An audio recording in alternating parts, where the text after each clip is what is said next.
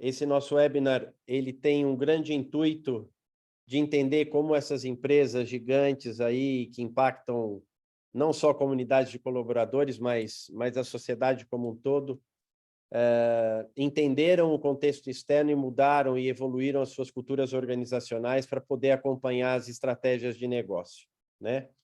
A gente sabe muito bem que o mundo está muito mais dinâmico e que isso é necessário, e como essas empresas fizeram, podem trazer vários insights para que a gente possa orientar aí cada profissional na sua empresa, melhora essa transformação que vem a partir de pessoas, né? A transformação, basicamente, não são as organizações que mudam, o que mudam são as pessoas. Meu nome é Reinaldo Naves, eu sou sócio da Olivia Consultoria Brasil. A gente é uma consultoria especializada em estratégias para transformação cultural alinhada a transformações de inovação.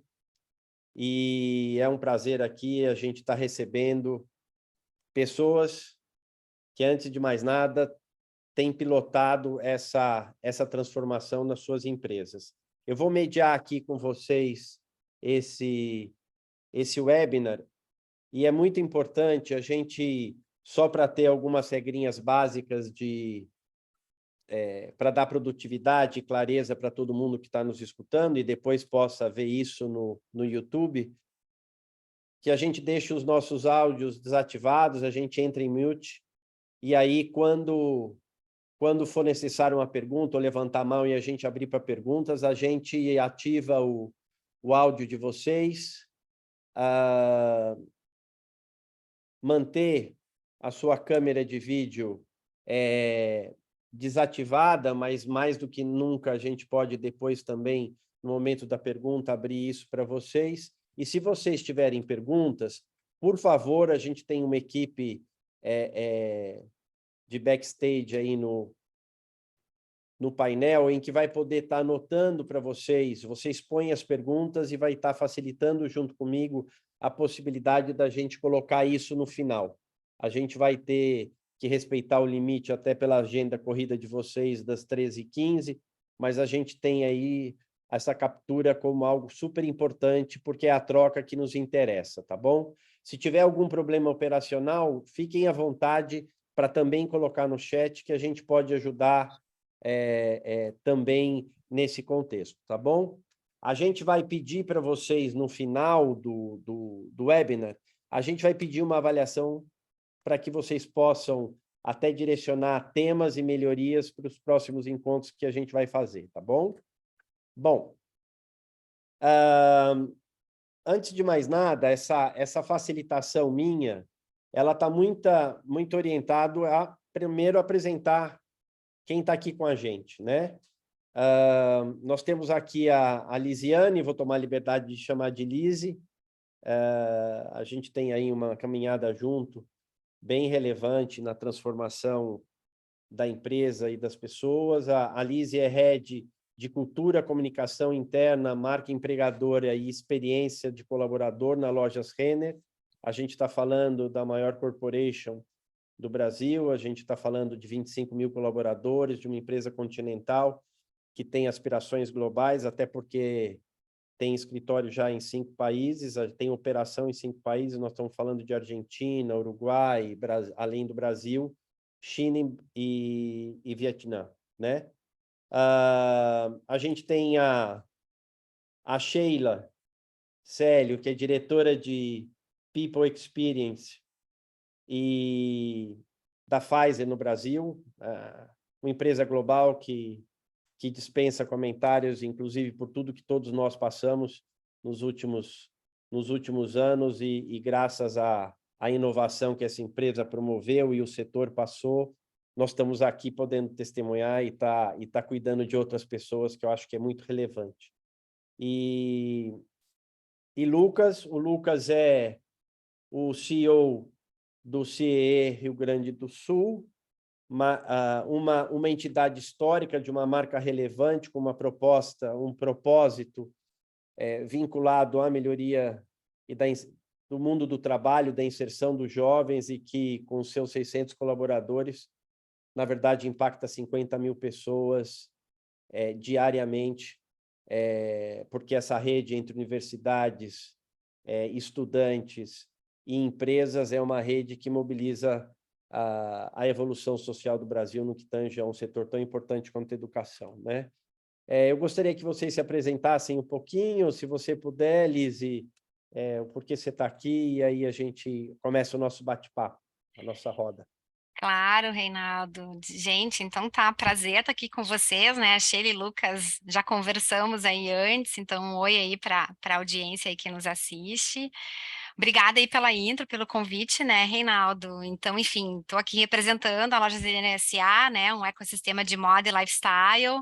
Acho que espero aí que todo mundo conheça, né? Obviamente a Renner, a nossa marca mãe aí, né, do grupo, mas a gente também tem a Kamikado, que é a nossa marca especializada em casa e decoração, a Yukon, marca jovem de vestuário, a Asha, nossa moda curvy plus size. Temos uma financeira que é a Realize, temos o Repassa, que revende, né, moda também. Temos um fundo de corporate venture, que é a RX Ventures, e a Uelo, que é a LegTech, né? A nossa LegTech aí para entregas urbanas, que foi a nossa última aquisição. Então, um ecossistema de empresas, né, com vários desafios aí para a transformação digital e, obviamente, o tema de cultura aí, né, como sendo uma pauta extremamente relevante, a gente vai contar um pouco dessa história para vocês. É um tema que me fascina muito, porque cada cultura diferencia e define a identidade aí de uma empresa, de uma organização, né, cria o seu diferencial, por que ela existe, então... E como disse o Reinaldo, né, é um tema que, acima de tudo, é sobre pessoas, né, cultura e transformação é sobre pessoas, então, prazer enorme estar aqui com vocês para a gente falar um pouquinho sobre isso. Obrigado, Lise. Hum. Sheila, quer falar? Quero, vamos lá. Boa tarde já, né, pessoal? A gente está aqui no bom dia, porque não deu aquela paradinha para o almoço, mas já é tarde.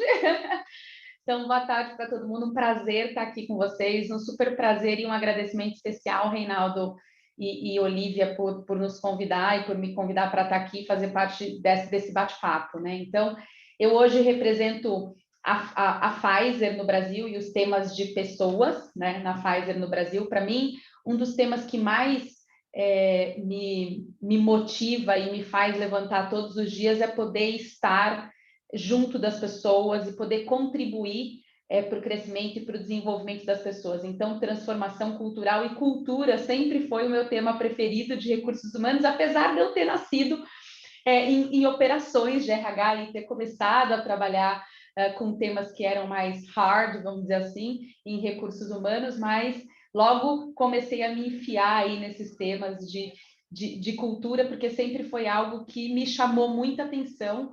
Uma vez que o Reinaldo, acho que falou logo no começo do webinar, de que é sobre pessoas, né? É sobre mudar e transformar indivíduos e pessoas, e não organizações, né? As organizações são consequência dessa mudança dos indivíduos. Então, esse sempre foi algo relacionado e ligado ao meu propósito de vida. Então, estou na Pfizer e estou à frente desse tema de transformação cultural, porque de verdade é o que se conecta com o meu propósito e me faz ter vontade de entregar um pouco mais para o mundo todos os dias. É um prazer estar aqui. Obrigado, Sheila. E agora você, primeiras damas, agora você, Lucas, bem-vindo, obrigado pela presença também. Bom dia, boa tarde a todos. Obrigado, Reinaldo, pelo convite, pela Olivia, por participar desse web aí. Muito legal, ter o prazer de compartilhar com a Sheila, a Lisiane. Na verdade, eu aprender muito mais aqui e falar um pouquinho do trabalho que nós estamos desenvolvendo, porque, como você falou, somos uma conexão, né, muitas vezes do jovem com o mundo do trabalho. E o nosso negócio, que é fazer a transformação na vida das pessoas, tem que ser externa e interna também. Então, nada melhor do que conhecer muito que as pessoas que fazem parte da transformação desses jovens lá fora pensam aqui para dentro e melhorar bastante a questão do convívio, do ambiente, do desenvolvimento e das transformações que nós estamos tendo, né? No dia a dia, nas organizações, na própria sociedade. Então, está sendo um trabalho maravilhoso, na verdade, uma descoberta bastante significativa para todos nós. É isso mesmo, eu acho que essa descoberta, e aí a gente vai agora para o terreno da realidade vivida por vocês, viu? Muito obrigado.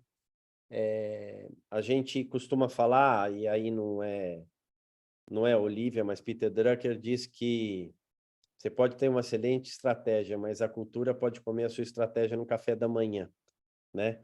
E falando em estratégia, a gente tem que estar sempre orientado para aquela visão que nos move e as mudanças que aconteceram nesse contexto. Então, aí eu volto para Sheila, e queria, Sheila, você podia, assim, em linhas gerais, compartilhar com a gente quais foram as grandes mudanças de contexto, independente se são internas ou externas, que vocês perceberam e que mobilizaram vocês para efetivamente questionar essa conexão entre estratégia e cultura? Obrigada, Reinaldo, pela pergunta. Eu acho que tudo começou aqui pelo ambiente externo, né? E aí, a partir do momento externo, um desejo de fazer algo diferenciado, né? Eu acho que isso, algumas coisas, alguns traços da cultura da Pfizer, eles são traços que vêm com o DNA da empresa, da forma como ela nasceu, né? A Pfizer sempre foi uma companhia movida por inovações, né? Então, quando a gente olha para a história da Pfizer, grandes momentos da indústria farmacêutica e das descobertas científicas tiveram ali a influência da Pfizer em algum momento. Então, esse desejo, e que é um fator cultural importante para a gente, de fazer algo além para a sociedade através da ciência, foi o que sempre motivou a Pfizer. Mas com as transformações do mundo mesmo, né, as transformações externas que vêm acontecendo, e mesmo antes da pandemia, né, a mudança do perfil de consumidor, e aqui a gente está falando de 3 companhias que têm diferentes tipos de consumo, mas o consumidor mudou muito e também mudou esse consumidor como paciente, porque às vezes a gente fala, mas numa indústria farmacêutica o seu cliente é um paciente, mas sim, ele antes de ser um paciente ele é um consumidor, antes da gente ser paciente a gente é consumidor. E a nossa forma, né, eu acho, de lidar com os temas nesse mundo moderno como consumidor mudou muito, né? Então o paciente hoje ele tem um diagnóstico, mas ele busca informação digital na internet, o médico não se atualiza da mesma forma que ele se atualizava há 30 anos atrás, e ele busca atualizações de forma diferente no mundo muito mais digital, né? Então, como uma empresa ou uma indústria tão regulada e tão tradicional olha para isso como uma oportunidade de negócio, né? Então, acho que esse foi o motivador, essa transformação externa, do ambiente externo, trouxe para a gente uma reflexão de como eu posso continuar sendo líder em um mercado e continuar utilizando essa evolução da humanidade como um elemento estratégico na minha organização. E a gente não faz isso sem passar por cultura, né? A gente não faz isso sem transformar a forma como as pessoas enxergam e sem transformar a forma como as pessoas trabalham, atuam, os hábitos, os comportamentos que elas têm que ter. Então, para mim, eu acho que o tema da pandemia fez com que isso se acelerasse muito. Eu acho que o salto que a gente deu com a pandemia foi muito maior do que a gente daria. Talvez a gente demorasse muito mais tempo para essa jornada toda de transformação e de evolução da cultura, se não fosse o advento da pandemia. A pandemia trouxe para a gente um fator interno que eu acho que era a confiança de que a gente podia ajudar o mundo a sair de uma crise de saúde. Então, isso era uma motivação muito grande interna de fazer isso acontecer. Então, para mim, eu acho que está tudo muito conectado com o momento pandêmico também, mas a gente começou essa reflexão muito antes, pensando muito no perfil do nosso consumidor e na mudança da forma como a gente interage, vamos dizer assim, com as tecnologias e com o mundo digital. É super interessante porque você falou, e a gente tem trocado muito sobre como você trabalha em inovação, mas a aceleração que a pandemia trouxe empoderou a que isso permeasse mais a organização como um todo. Se fomos capazes de passar por isso, e aí entra a descoberta do Lucas, se fôssemos capazes e fomos capazes de fazer isso, podemos fazer muito mais, né? E eu acho que isso acontece também, é interessante, né, para uma empresa global. Como é que isso aconteceu, Lise, do ponto de vista desse contexto externo para a Renner e como vocês conectaram isso com a cultura? Pois é, Reinaldo, acho que não Que muito já é um diferente. ativo competitivo, né? É um ativo, a gente diz que é um diferencial muito forte nosso, e não é muito diferente também do que a Sheila trouxe, né, Sheila? Pandemia é fato, né? Acelerou tudo e todos, né? Cá estamos aqui correndo atrás, mas a empresa sempre teve um olhar, né, muito cuidadoso, assim, porque o mercado estava buscando, o que que o consumidor, né, estava pedindo, quais as principais mudanças, mas também num ambiente de provocação interno, né? Para se antecipar, para trazer inovação para o nosso dia a dia, e fazer a cultura e navegar, né, por mares que já foram certamente mais certos, né, e hoje com todo esse cenário de incerteza, mas sempre, né, em todas as transformações que a gente teve ao longo aí dos anos, sempre olhando de como a cultura realmente conseguiria favorecer e ajudar a gente com as transformações, né? Então, o digital, né, veio para ficar. É claro que tem uma questão aqui do varejo de moda, que a gente tem uma mudança forte aí, né, do comportamento do consumidor, principalmente com temáticas atreladas aí à sustentabilidade. Então, ESG, que já era, né, obviamente a gente tinha muitas estratégias, a gente tinha, né, temos um valor forte, né, em relação a esse tema de sustentabilidade, mas entrou na pauta para ficar, né, a gente foi consolidando aí algumas iniciativas e programas que a gente tem e foi acelerando, inclusive, essa pauta, para continuar relevante aí para esse consumidor que tem uma outra forma hoje também de consumir moda, né, então compramos um repassa justamente para isso, para garantir aí também um processo de economia circular para o tema. Então, acho que pauta muito por isso, e claro que o negócio acompanhando essa transformação digital, acelerando formas diferentes de trabalhar, metodologias diferentes de como entregar isso para o cliente de uma forma mais rápida, né? Sempre com responsabilidade, obviamente. E aí, buscando profissionais também, né? O mercado de trabalho também mudou. Então, temos aí também desafios externos, que é, né? Human skills, cada vez mais, né? Skills diferentes, que são muito específicas aí, né? Para os talentos que vão fazer a diferença nesse negócio, né? Que tem que ser mais digital. Então, ou seja, acho que tem um fator externo, sim, mas tem o interno. E para a gente, a gestão cultural nisso tudo é justamente como a gente vai transitando, como a gente vai, né? Se fortalecendo nessa jornada e deixando muito claro, no caso para a Renner, né, que a essência da cultura não muda, mas ela precisa realmente evoluir aí para acompanhar essas novas demandas aí do mercado, né, e do consumidor. Então é para Ok. gerar valor. Eu entendo assim que o que você comenta, eu acho que é super importante. A transformação digital é um elemento, eu acho que a gente pode fazer um link com o Lucas aí. Ela muda a gente, a forma como a gente pode fazer as mesmas coisas, né? Mas talvez pode criar novos negócios, né? A outra coisa é o ESG, mas eu acho assim, Lucas, como é que isso aconteceu com jovens de 18 mais ou 16 mais, né? A gente está falando de aprendizes, né? Antes disso até. E que você precisa então, chegar nele no celular dele, né? então, a gente tem que fazer essa conexão toda e aproveitando, não muda muito, realmente, do que a Sheila e a Lisiane já falaram, mas a questão que também a gente observa os jovens mudaram muito, a educação mudou muito. Ela já vinha mudando antes da pandemia. Deu uma acelerada absurda e uma condição totalmente diferente depois da pandemia. E nessa retomada, a situação toda é híbrida. E você tem que conciliar isso com o novo perfil do jovem, dessa geração Z, que é muito diferente das anteriores. A educação é diferente, a formação é diferente, o profissional é diferente. Você tem que lidar com toda a diversidade que está muito mais clara hoje do que esteve no passado. Então, aí a gente tem uma sopa, um composto bem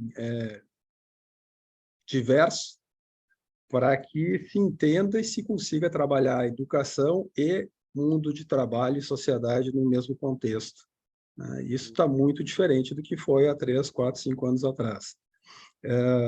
O CIE é uma instituição bastante tradicional, e isso também, nós estamos, sabe bem disso, né, Ronaldo, tendo que mudar algumas visões relativas a isso tudo. Então, assim, o propósito da organização não muda, mas a visão, sim. Né? E a cultura precisa acompanhar isso, e você tem que fazer com que as pessoas efetivamente participem, entendam e construam isso junto com você. Senão, não dá certo. E esse desafio que a gente comentou lá na frente é que está muito legal, né? Essa vontade, né, que as pessoas têm demonstrado, inclusive, de efetivamente contribuir na construção de uma organização mais moderna, mais voltada ao mercado, à sociedade e à formação profissional. Que interessante. A gente está falando de um contexto que eu te agradeço essa transparência, porque a gente tem um e-book que fala sobre humildade corporativa, né? A gente está ampliando consciência do que a gente tem na mão sobre pessoas. A pandemia fez mudar a percepção da gente mesmo, né? Do colaborador, do líder e da organização também no outro sentido. E aí eu vou voltar na Lise, porque eu acho o seguinte, vamos imaginar uma empresa como a Pfizer, ela tem a cultura, mas ela tem uma cultura que foi moldada por uma história que não está aqui no Brasil, né? Eu vou começar a fazer esse stress test com vocês aqui, diferentemente da Renner, que eram 6 lojas, 50 lojas, 300 lojas e são 700 lojas, né? Era uma marca, um país, então, quer dizer, deixa de ser um projeto, como é que você fez a transição? Porque ao longo dessa história, a cultura, e aí tem a famosa história da cultura do encantamento, ela está instalada. E ela é uma cultura de sucesso, né? Ela foi comprada, ela compra, né? O que fez vocês transformarem o tema cultura em algo tão estratégico, objetivo e pragmático, e que não é mais o projeto de RH ou de comunicação? Qual foi a grande mudança no tratamento, sendo que vocês já têm sucesso de uma cultura como ativo competitivo, vivenciada diretamente no engajamento das pessoas, dia a dia, ponto de venda a ponto de venda? Acho que, enfim, são alguns fatores aí, né? A Renner sempre nessa jornada aí, praticamente centenária, né? O grupo como um todo, mas enquanto Lojas Renner S.A., né, um pouco menos, são 56 anos.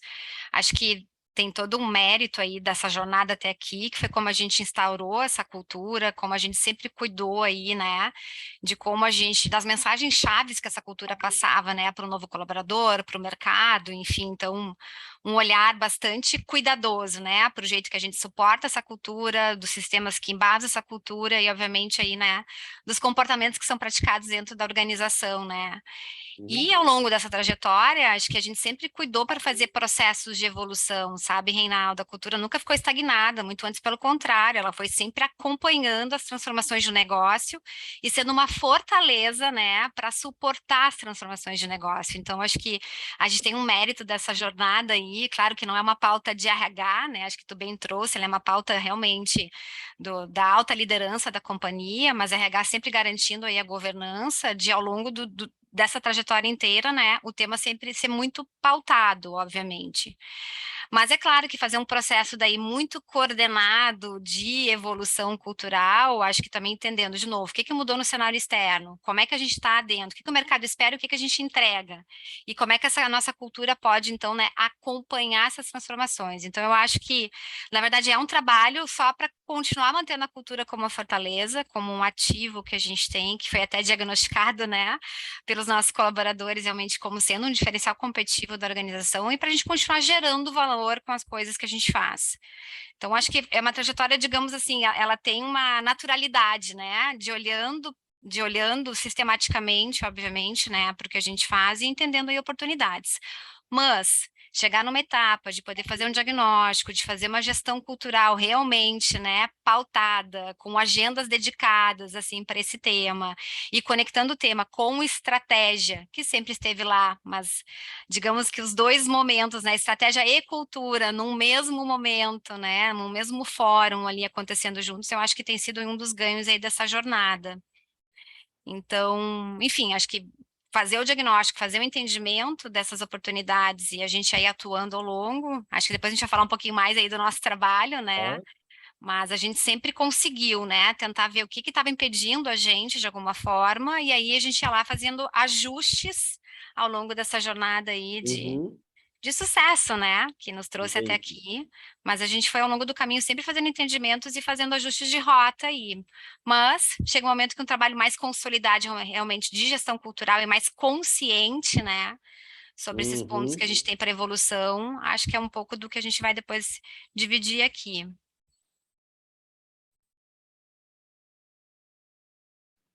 Tá no mudo, Rei. Sheila, vocês, eu acho que mais do que o compromisso de ter uma evolução cultural que é muito mais direcionada pela matriz, vocês têm a mobilização e tiveram uma mobilização orientada a uma nova estratégia, né? O que mudou entre o modelo anterior, que justificou você tratar a cultura de uma forma, né, mais forte? Até porque vocês, antes de fazerem grandes movimentos, incubaram no grupo de liderança uma discussão muito relevante que a gente acompanhou. Por que vocês mudaram essa forma e fizeram um movimento de cultura atrelado à estratégia mais direcionado? Eu acho que para responder essa pergunta, Rita, talvez eu preciso dar um passo lá atrás, né? Eu acho que concordo totalmente com a Lise que cultura é um negócio que evolui o tempo inteiro, né? Assim como tudo na vida, o ser humano, a gente evolui o tempo inteiro. Então, a cultura não dá para ser estática, né? Uma companhia global como a Pfizer, que tem a definição do seu propósito e da visão, né, dos valores e dos comportamentos muito de forma global, ela requer que nos países a gente consiga ainda imprimir aquela característica cultural que tem a ver com aquele país, porque as culturas são diferentes por onde a gente passa. E durante muitos anos a Pfizer também cresceu através de fusões e aquisições de outras companhias que chegavam aqui com outras culturas. Então acho que a Lise disse um pouco disso também com o case da Renner, de ao longo do tempo e fazendo aquisições, fusões, e isso chacoalha tudo, né? Isso faz com que a gente tenha momentos onde a gente fala, tá bom, qual era a minha cultura mesmo? Deixa eu voltar lá para o que é o direcionador. Então, acho que isso, quando você faz parte de uma empresa global, ajuda, porque o direcionador está lá, né? Agora, você tem algumas formas de fazer isso. Você tem a forma de ter o direcionador e colocar bonito na parede e decorar o escritório com a cultura por todos os cantos, e você tem a opção de viver essa cultura. Então, acho que a mudança e a evolução que a gente vem fazendo ao longo do tempo é essa, né? E talvez em 2019, né, final de 2018, começo de 2019, a Pfizer globalmente reviu os seus traços de cultura, né? A gente fez uma revisão global de qual era o nosso propósito, a gente chama de nosso purpose e blueprint, que a gente adora as palavras em inglês aqui nessas empresas americanas, é assim, né? A gente adora inventar uns termos, mas nada mais foi do que dizer, olha, esse aqui é o core da nossa cultura. Agora, cada país tem que fazer isso acontecer e rodar nos seus países. E aí foi a primeira vez que eu era diretora de recursos humanos da Pfizer, né? Eu trabalho aqui há muitos anos, mas eu tinha me tornado diretora de recursos humanos há pouquíssimo tempo, e a CHRO Global decidiu que o primeiro país que ela ia visitar para saber como a cultura estava sendo implementada era o Brasil. Quase tive um AVC e pedi demissão, falei, não, isso não é para mim, essa mulher vem para cá, que isso, né? E aí, depois de muito pensar, e nessa época eu já tinha uma relação muito próxima com o time de liderança da Pfizer, né, com os meus pares e tal, eu levei o desafio para eles, e eles me ajudarem a pensar, né, como a gente está implementando essa cultura aqui, né? Como as pessoas vivem essa cultura. E foi, eu acho que talvez o meu primeiro melhor momento como a líder de recursos humanos na Pfizer, porque aquele momento me fez mudar uma forma de pensamento que eu tinha como profissional de recursos humanos. Eu sempre disse que eu queria ser parceira de negócio. E naquele momento, talvez eu tenha descoberto que eu não era parceira de negócio, eu era parte do negócio, né? Porque eu amo, o Reinaldo sabe disso, eu amo aquela frase do Simon Sinek que fala que tudo é sobre pessoas, né? Os clientes são pessoas, os funcionários são pessoas. Então, se a gente não entende de gente, se a gente não entende de pessoas, a gente não entende de negócio. Então, o maior negócio das nossas organizações são as pessoas. E quando eu descobri, ou eu realizei, que eu era, de verdade, parte desse negócio, eu acho que eu ganhei muito mais confiança e força para trabalhar esses temas junto com o time de liderança na Pfizer. E aí a gente decidiu como seria essa transformação. E 2 meses depois dessa notícia que a CHRO viria para o Brasil, ela veio, ela visitou o Brasil e ela saiu daqui dizendo que ela não precisava fazer nada com o Brasil, porque, de verdade, o Brasil já vivia a cultura que a Pfizer queria que fosse implementada. Então, acho que... E a partir daí, a gente falou, não, a gente precisa olhar para isso de uma forma diferente. A gente não pode deixar isso morrer. Quanta coisa a gente fez até aqui por conta da nossa cultura.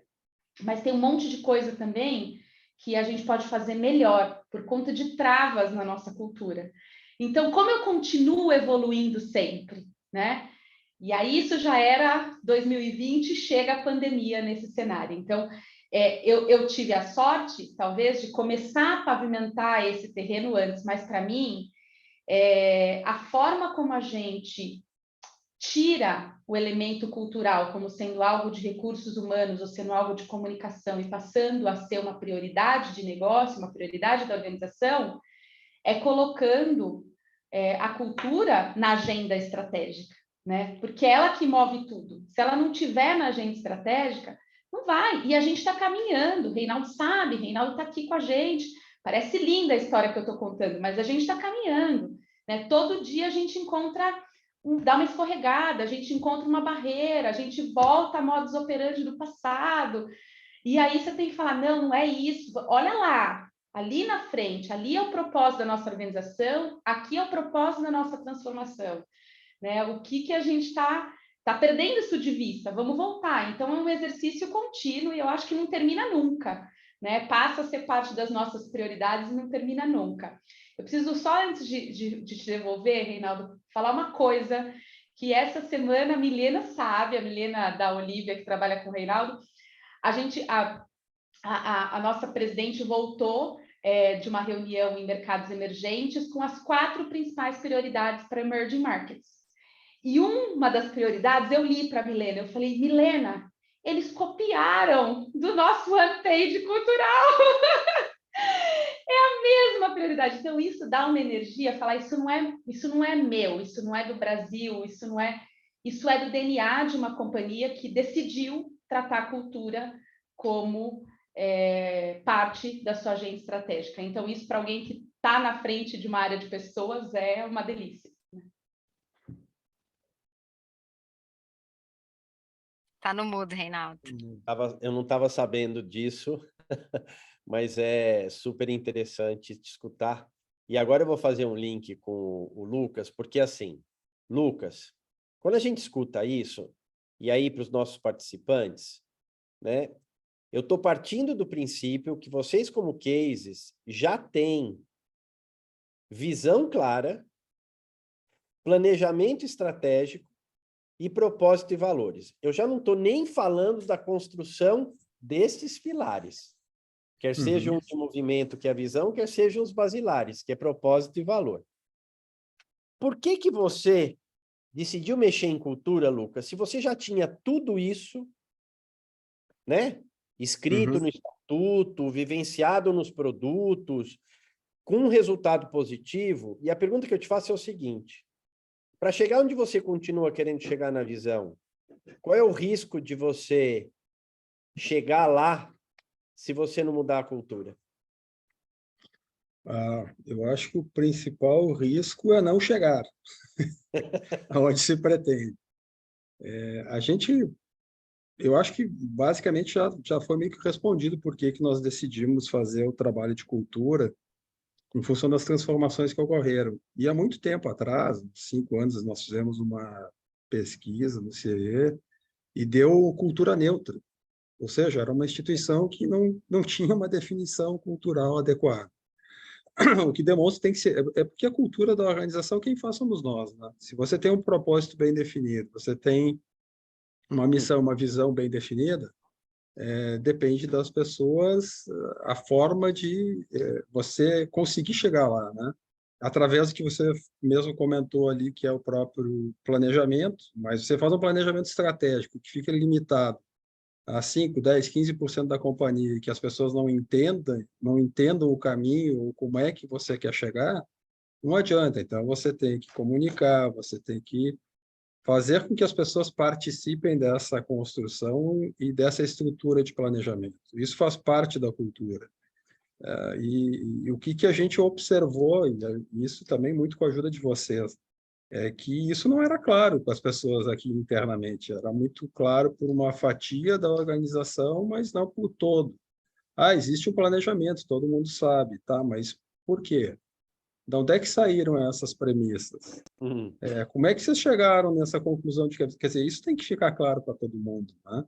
Para que faça sentido.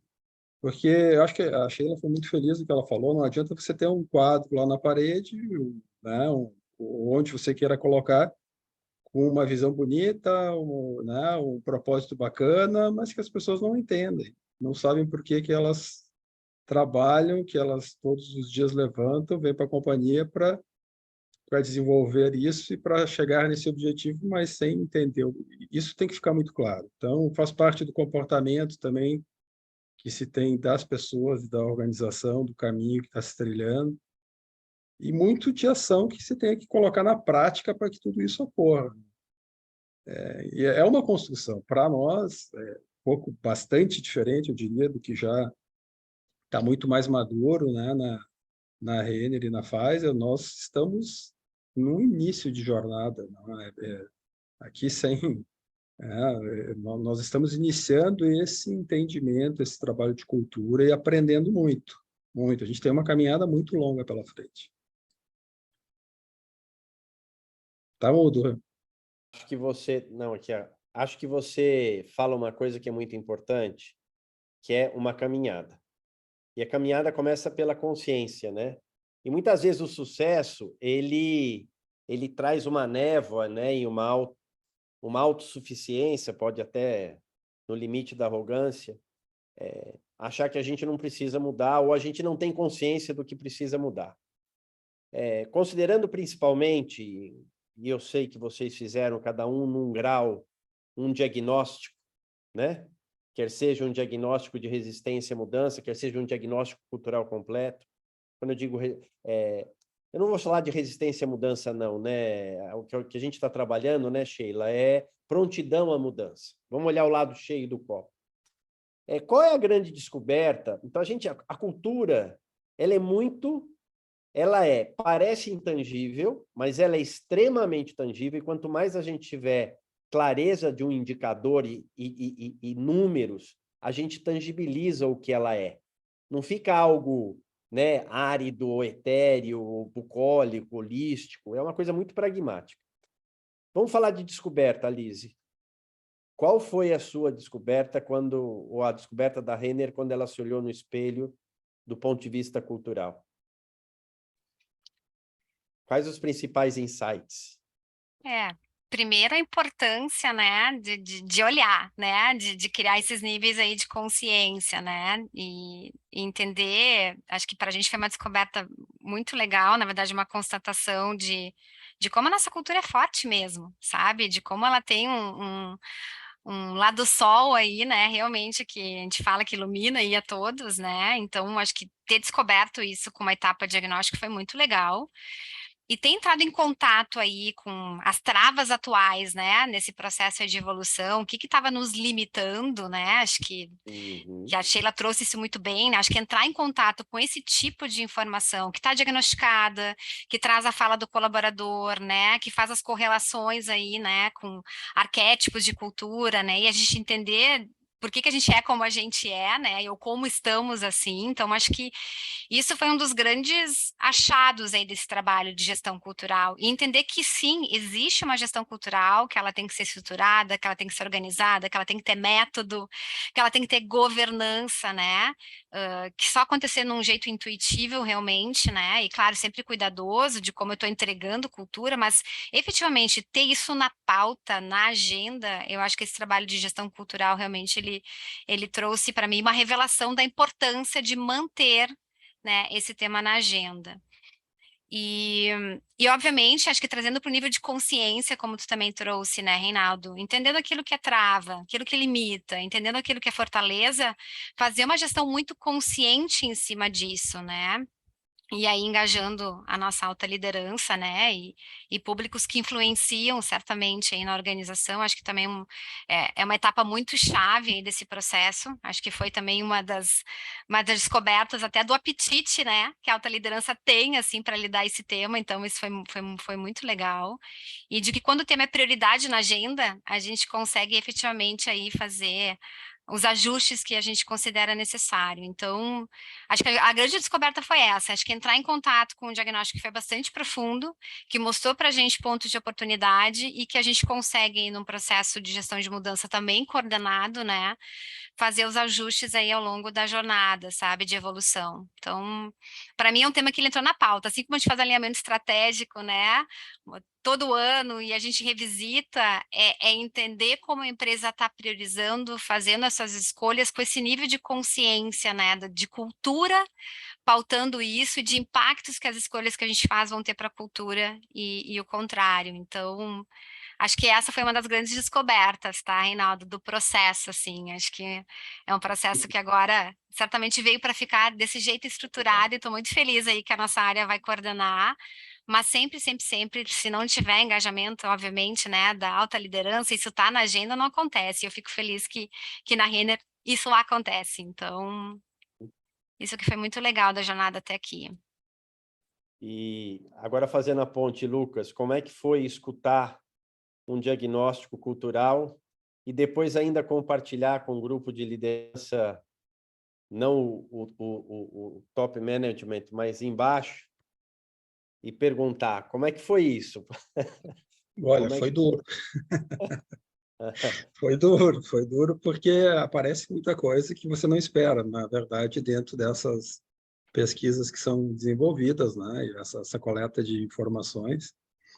Mas o interessante nesse processo todo é que quando você repassa para as pessoas esses achados, tem os positivos e os negativos, é legal que os negativos, quem está ouvindo mesmo, não sendo as lideranças principais, acho que não é com eles. Não, isso não é comigo. Pá, esse problema aí, eu não faço É da parte disso. comunicação interna. É da comunicação interna, é do outro e tal.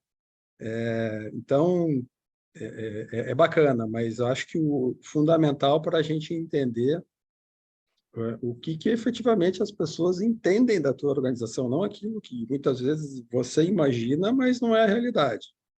Não é como você se vê, e sim como os outros te veem, né? É aquela velha história. Então, foi bacana e dá para se entender o seguinte: cultura dentro das organizações todas têm. Basta você querer organizar e que ela siga efetivamente o propósito da organização, o planejamento, a sua visão, ou deixar ela de qualquer maneira. É como você disse, acho que a primeira coisa para trabalhar cultura e organização é coragem, né? Se não tiver coragem, você não mexe nisso, porque é vespeiro. É vespeiro, gente. É bacana, mas é aquilo que a gente fala, é um caminho que não é um mar de rosas, não. Tem alguns espinhos no meio que tem que ser enfrentados. É isso que tem que ser feito. Ótimo, ótimo. E Sheila, como é que foi acompanhar a prontidão para a mudança da equipe e transformar isso em indicador estratégico? Antes, só vou fazer um comentário na fala do Lucas, né? Que assim é um caminho sem volta, né, Lucas? E esse é o problema, porque depois que a gente mexe, não dá para dizer que a gente, ai, não quero mais tocar nisso, vou deixar ali, né? Você mexeu, você tem que endereçar. Então é um caminho sem volta. Mas voltando para a pergunta, Reinaldo, a gente começou a trabalhar esse tema da prontidão para a transformação, para a prontidão para a mudança, para a evolução da cultura, com o time de liderança. Então, a gente trabalhou durante quase um ano com a liderança só. E quando eu falo a liderança, eram praticamente os primeira linha de liderança na companhia, né, que reporta para o CEO local. E eu acho que isso começa com a chegada da nossa nova CEO no Brasil, né? Porque ela traz um histórico de que é importante ter isso na pauta. Então, já pavimenta o terreno. E a gente começou a trabalhar com o time de liderança. Eu acho que, inicialmente, a gente tinha ali os nossos questionamentos, mas a gente foi amadurecendo isso. E quando a gente chegou no momento, então, de que a gente precisa trabalhar isso de uma forma mais ampla e a gente precisa ouvir as pessoas, eu acho que a palavra é dura mesmo, quando, como o Lucas falou, porque aí você também já está, de certa forma, acostumado com aquela ideia. A gente passou pelaquela curva da mudança antes de todo mundo, né? Da necessidade da mudança. E aí você acha que você está fazendo um montão de coisa, que as pessoas estão entendendo tudo aquilo que você está fazendo, que tudo aquilo que você está fazendo está embaixo de um guarda-chuva maior. Quando você pergunta, você descobre que não. E aí é um balde de água fria, né? Porque você fala, puxa vida, mas eu estou fazendo tanto, é tanto esforço, mas acho que o esforço está no lugar errado, então, né? Então aí começam as reflexões, eu acho que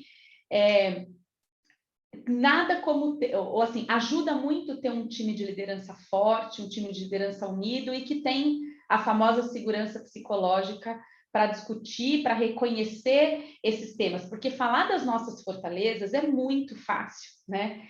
E a gente está numa companhia, Pfizer é uma companhia que tem muita coisa boa, ao ponto da gente ter ouvido, por exemplo, nessas discussões sobre cultura, que eu tenho vergonha de reclamar, porque numa pandemia, a gente não passou por nada de que muitas empresas passaram do ponto de vista econômico, de ter que reduzir remuneração, porque estava passando por uma crise financeira importante que eu não conseguia manter os negócios. Então, a gente não passou por isso.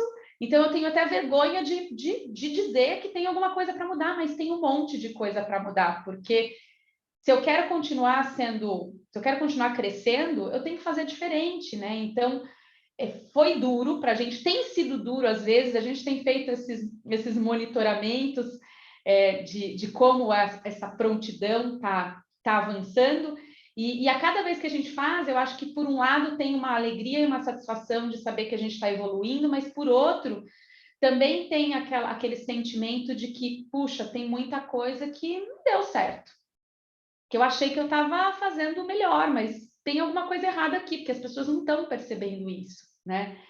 E é sobre pessoas. Então, se toda a companhia não se engaja e se a organização ainda tem dúvidas, é porque ainda tem necessidade de mexer. Então, eu acho que essas descobertas e reconhecer e trabalhar isso com a maturidade que a gente precisa e com muita coragem mesmo, como o Lucas mesmo falou, se não for assim, não tem jeito, é melhor não mexer, é melhor deixar do jeito que está, né?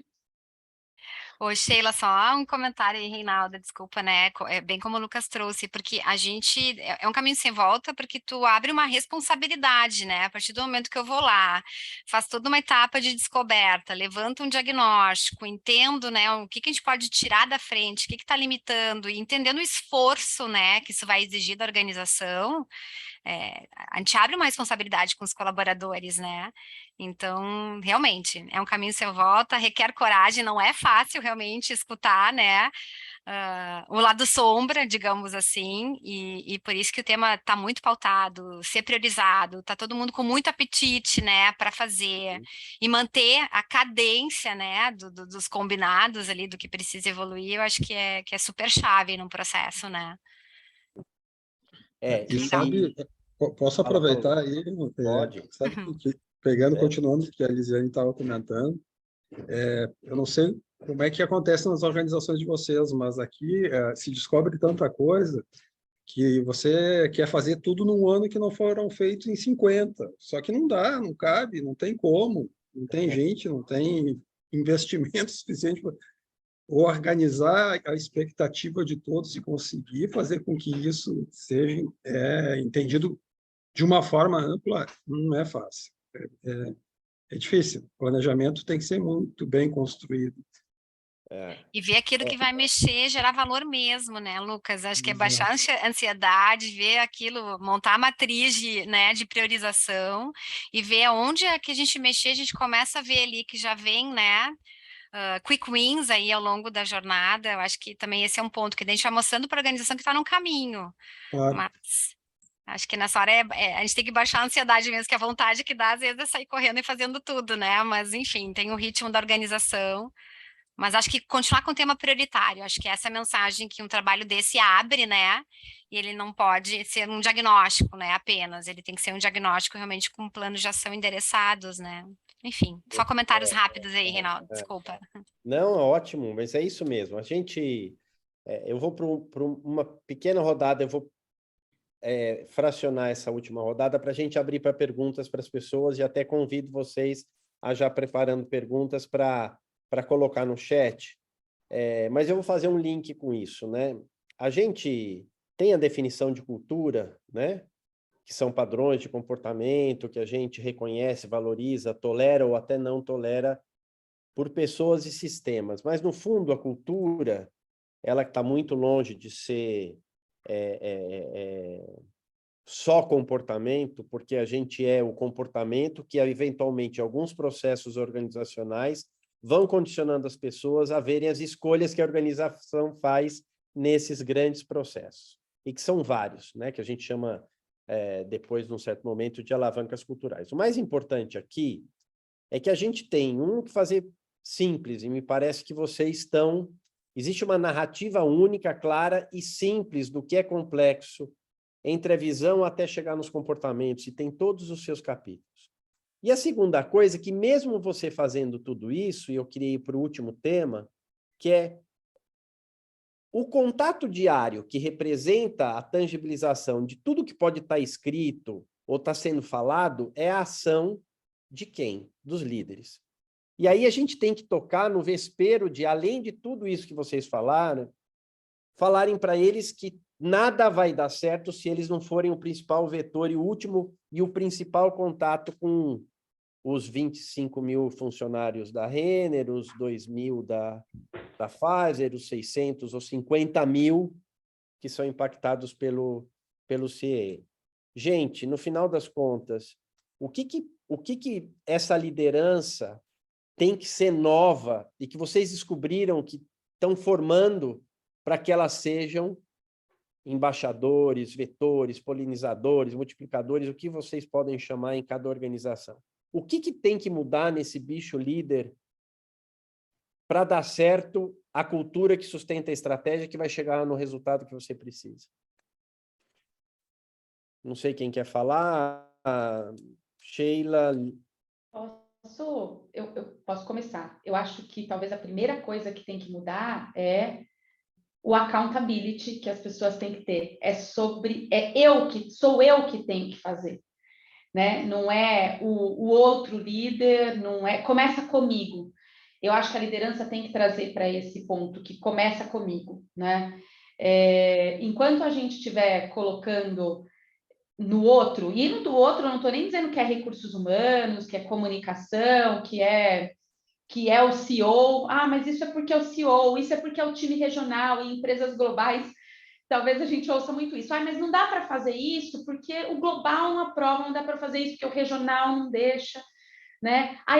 Na Pfizer é difícil, na Pfizer não dá. Então, enquanto a gente não perceber, os líderes não virarem a chavinha de que a Pfizer é um CNPJ e que o CNPJ das companhias não muda nada e que quem muda são as pessoas e que eles são os principais vetores dessa transformação, porque a gente, como adulto, a gente aprende ou a gente muda quando a gente tem um exemplo, né?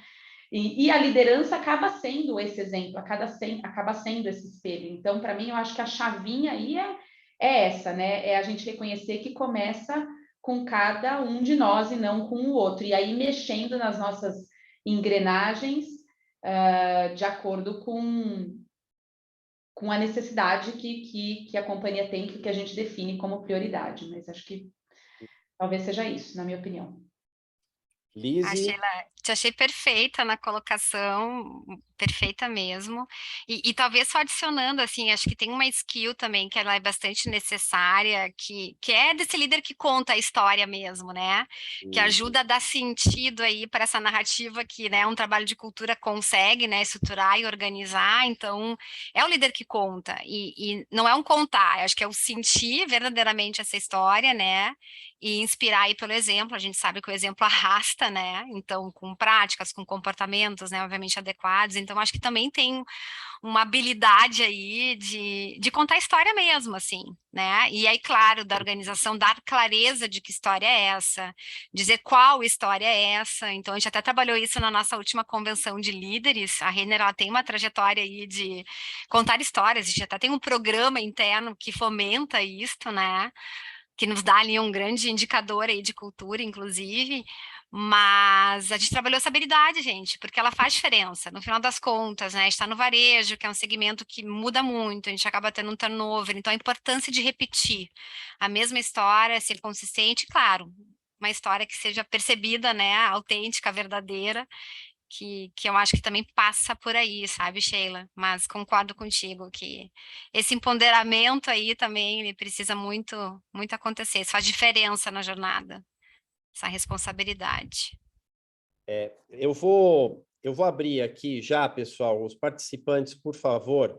Eu já tenho uma pergunta do Ricardo, e eu vou passar essa pergunta. Eu já vou passando a pergunta e vou convidando. Ricardo, obrigado pela presença, viu? Do outro lado do mundo. Você tem 2 perguntas e aí eu deixo para vocês se posicionarem aqui. Como é que vocês têm tratado a fusão de culturas nas aquisições? E eu acho que isso pode principalmente ter relevância para a Sheila ou para a Lise. Acho que é algo vivido diariamente, principalmente pela Renner, eu acredito, do ponto de vista curto prazo. E a segunda pergunta é sobre os resultados concretos que vocês tiverem e quanto levou para conseguir. Se a gente puder, um de vocês, você responde a primeira e eu volto na segunda, tá bom? Obrigado.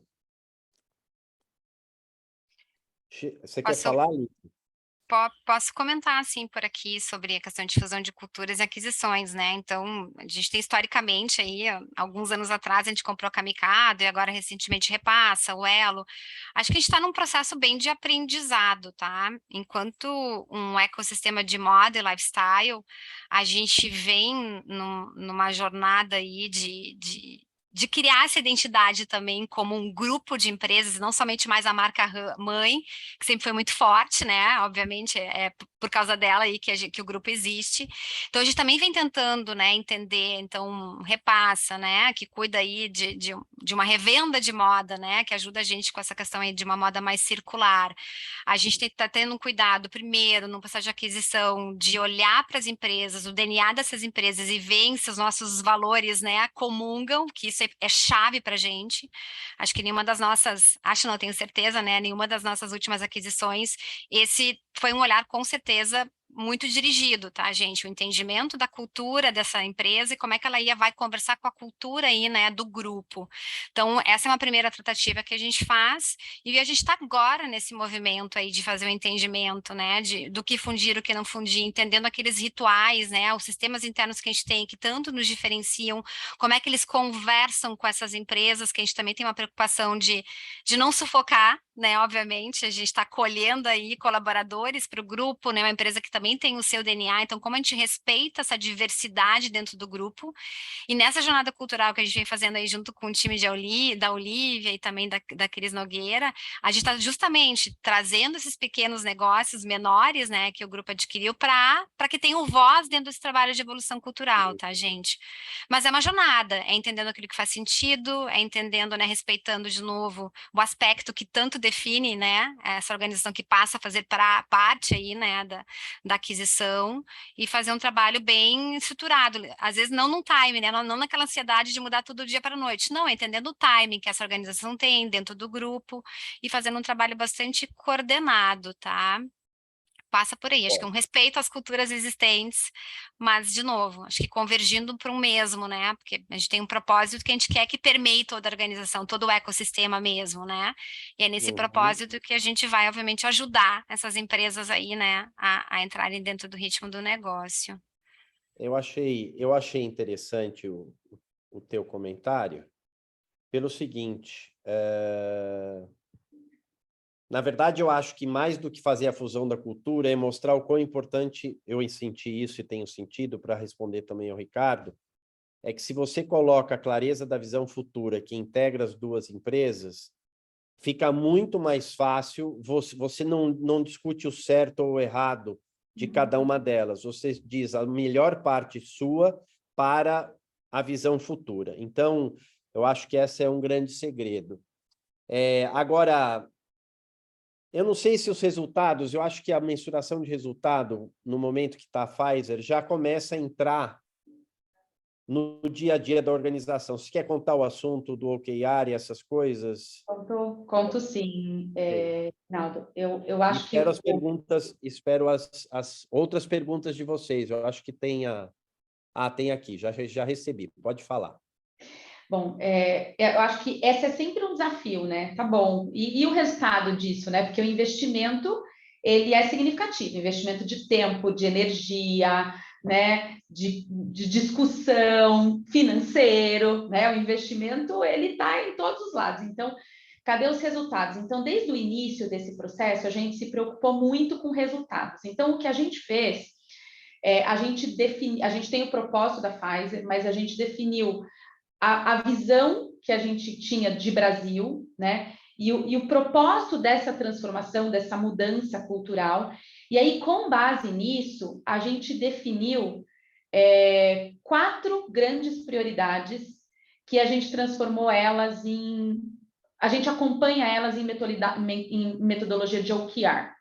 Então, a gente conectou 4 grandes prioridades que a gente decidiu, que têm resultados-chave, né, os key results, extremamente táticos. Então, tá bom.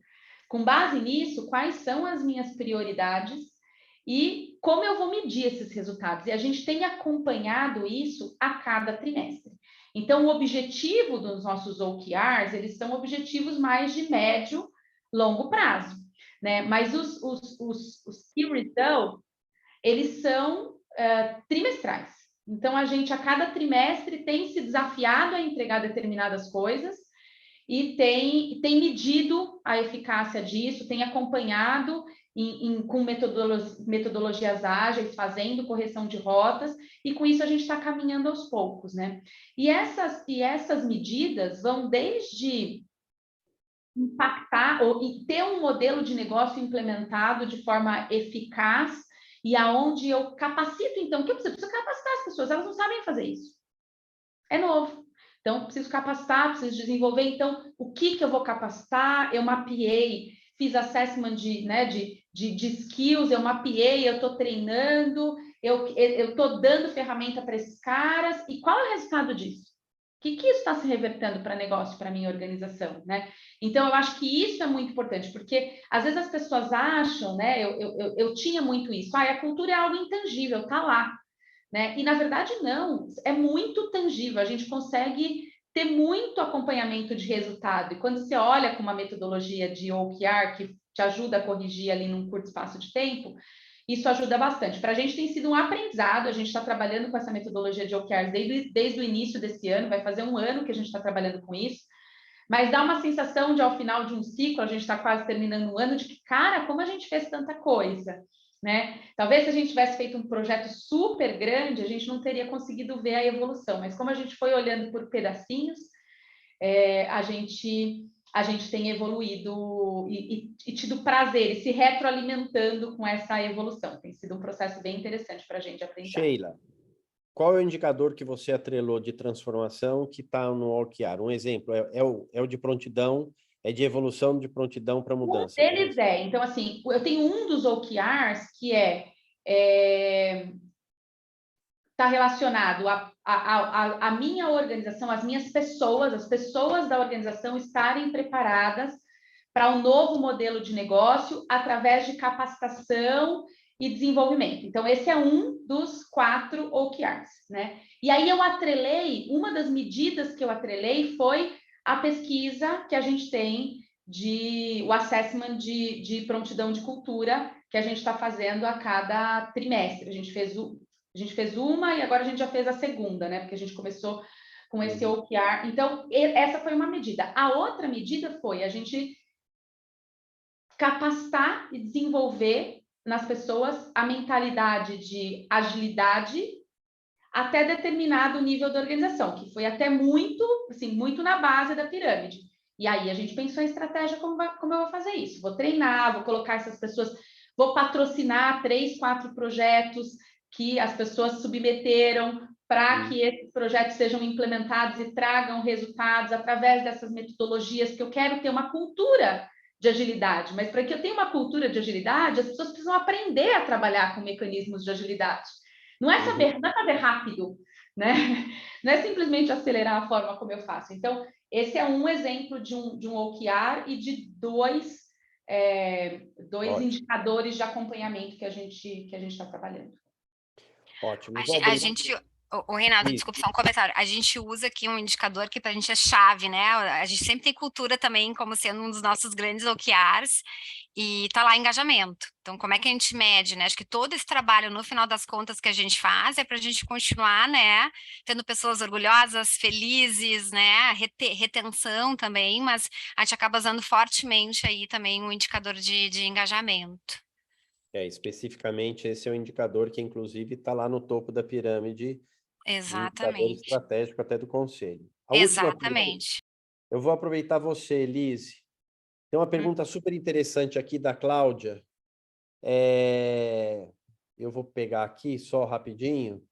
O quanto a agenda ESG interfere na cultura e como vocês estão tratando isso? E rapidamente, a gente tem poucos minutos, mas aproveita na mesma, dá uma palha aqui, Lise, sobre se você tem algum resultado desse aprofundamento da conexão de diagnóstico com o storytelling, contar a história com os líderes. Se você puder tratar esses dois temas, para a gente não passar do horário, nós temos 3 minutinhos. Rapidinho, acho que foi o Cláudio, né? Que perguntou a primeira, não estou vendo o nome completo aqui, A Cláudia, desculpa, não estava aparecendo. A Cláudia Zanusa perguntou sobre o quanto a agenda interfere na cultura. Interfere, né? Com certeza interfere, porque é uma estratégia da companhia, né? Como eu falei, o mercado está mudando, o consumidor está mudando, então pauta de ESG é uma pauta contínua para a gente, é uma pauta estratégica, inclusive. Então, quando a gente associa cultura com estratégia, então a relação ela acaba sendo direta, né? Então, no aspecto cultural, claro que ter práticas aderentes. Então, de novo, né? Voltando para aquele arcabouço que estrutura uma cultura, olhando para sistemas, para símbolos, comportamentos. Como eu vou entregar essa estratégia? Eu tenho tudo que eu preciso? Eu tenho a nossa força de trabalho dirigida para isso? Tem alguma trava interna que esteja também impactando nessa entrega? Então, acho que a relação ela é simples, ela é direta, ela interfere totalmente. E tem o S ali, né, que é o social, que tem tudo a ver com diversidade, enfim, que é um elemento que, né, a gente super valoriza. E certamente numa jornada cultural, né, ter um quadro diverso faz totalmente a diferença. Então, a gente constatou isso no nosso diagnóstico, né? A fortaleza que esse tema também é para a gente, e a gente continua essa tratativa aí, fazendo a correlação, sim, das duas coisas, tá, Cláudia? Fico disponível para a gente falar também um pouquinho, né, mais depois sobre isso. E depois, como a Rênia chegou, né, a Kelly está perguntando a ideia de fomentar e contar histórias para aprofundamento dos diagnósticos e quais têm sido os resultados. É que, na verdade, assim, contar a história, como eu falei, remonta lá na origem da cultura, tá? É natural aqui do nosso processo, mas a gente tem um programa chamado Histórias de Encantamento, tem quase 1 milhão de histórias nesse programa, e a nossa alta liderança, né, os nossos presidentes, tanto Galó e agora Fábio, eles têm esse poder da narrativa, né? Então, foi muito através de histórias repetidas ao longo aí da nossa jornada, né? Que essa cultura que se fundamentou, tá, Kelly? E claro que nessa questão do diagnóstico, a gente foi entender lá que histórias estavam claras, o que não estava claro para nossa equipe, né? Foi entender também um pouco sobre esse aspecto. E aí, de novo, chegar num produto final ali depois de entendimento do que a gente vai ter que mudar, porque a gente vai ter que fazer um processo de gestão de mudança junto com as equipes. A gente vai ter que mobilizar não somente líderes, né, mas engajar os colaboradores com isso. Então, aí que essa habilidade aí de contar histórias, ela é super necessária, principalmente sobre aquilo que a gente vai querer mudar e transformar, onde a gente vai precisar engajar aí as equipes, né, nessa jornada aí de evolução, tá? A gente está no início dessa jornada agora né, estruturada, então a gente ainda não tem aí os resultados para compartilhar. O que eu posso dizer é que na nossa convenção trabalhamos essa habilidade, demos uma clareza de uma parte da nossa narrativa aí, que a gente chamou de, né, no que a gente quer ser referência, e todo mundo saiu de lá com uma clareza tão grande, né, do que a gente chamou de 3 R's, né, os nossos diferenciais aí competitivos, que a gente deu início a esse trabalho. Tá? E aí espero vir num próximo aqui contar como é que estão sendo os resultados, mas o start para engajamento aí começou. Tá bem, Kelly? Ótimo. Última palha, Sheila. Vem uma pergunta sobre gestão da mudança. Acho que é o último espacinho que a gente tem, 2 minutinhos, para não impactar o almoço de todos. Desde já eu agradeço a participação. Acho que o nosso grupo vai colocar para vocês um link para avaliação do nosso encontro e do nosso papo. Me fala um pouco como é que você está estruturada para fazer a gestão dessa mudança, como é que você está olhando esse tema daqui para frente, Sheila? Eu acho que primeiro é ter vários gestores dessa mudança, né? Ter os líderes como de verdade os responsáveis, os líderes da mudança, né? Os líderes como líderes da mudança. Então, eles são os principais responsáveis. E o que a gente tem feito, a gente engajou um grupo muito maior, a gente tem feito essa ondas de engajamento dos times, cada vez mais gente engajada, para que essas pessoas contem a mesma história, façam parte desse storytelling, e para que essas pessoas também nos ajudem a trabalhar nas alavancas da transformação. Então, a gente definiu como organização algumas alavancas que a gente acredita que a gente mexendo nelas, a gente vai acelerar a transformação e exemplificar essa transformação, porque as pessoas hoje entendem, né? A gente está no momento onde as pessoas entendem o que vai mudar, o que tem que mudar, mas elas ainda se questionam um pouco como eu vou fazer essa mudança, né? Qual é a minha responsabilidade nisso? Então, engajando mais gente, a gente definiu essas alavancas, que basicamente são projetos, e a gente trazendo gente para trabalhar, porque não são só os líderes também que vão fazer as coisas acontecerem, são as pessoas. Então, uma vez que você traz as pessoas para serem parte da solução dos problemas, porque os problemas eles foram gerados também pelas pessoas, né? A parte difícil da cultura também foi criada pelas pessoas. Então, quando você traz essas pessoas para a mesa de tomada de decisão e depois retroalimenta, a gente acredita que isso vai trazer um grande sucesso. A gente está exatamente nesse momento de trabalhar essas alavancas nesses times. A gente tem 7 alavancas, cada time tem aí 8, 10 pessoas trabalhando nessas alavancas que vão trazer resultados diretos, sejam elas, vão desde revisão de processos difíceis na companhia até coisas muito pequenas, como um ou outro alinhamento que precisa ser feito ou engajamento. Então, eu acho que dessa forma, com envolvimento e tendo retroalimentação, é como a gente está fazendo essa gestão. Super obrigado, Sheila. Obrigada a vocês. Perfeito. Queria agradecer a vocês pela partilha, pela coragem de fazer essas mudanças, Lucas. Eu acho que fica muito claro que é uma jornada. O que interessa não é o destino, só o destino é o destino da visão corporativa, mas a jornada é que vai levar para lá. Vocês decidiram assumir isso. Agradecer a mais de 60 pessoas que tiveram com a gente aqui. Esse tempo próximo do horário do almoço. A gente passou 2 minutinhos. Depois, se vocês fizerem avaliação, a gente mandar por e-mail, a gente mantém contato. Alguma pergunta pendente que queira fazer para algum dos participantes, a gente pode fazer a ponte com vocês via e-mail que a gente tem de vocês. Então, agradeço. Boa continuidade de dia, super obrigado.